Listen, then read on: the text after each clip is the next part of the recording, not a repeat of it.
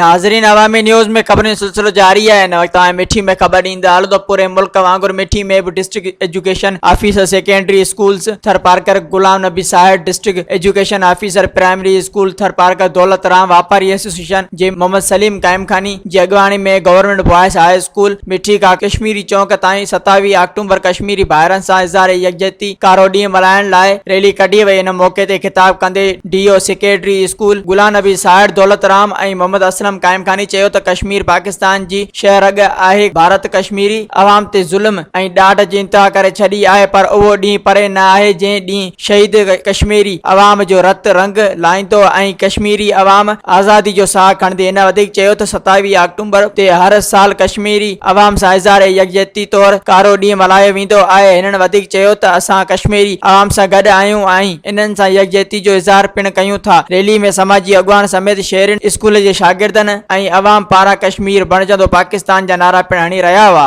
मज़ीद खबरों और तफसीलात के लिए विजिट करें हमारी वेबसाइट www.awamiNewsHD.com।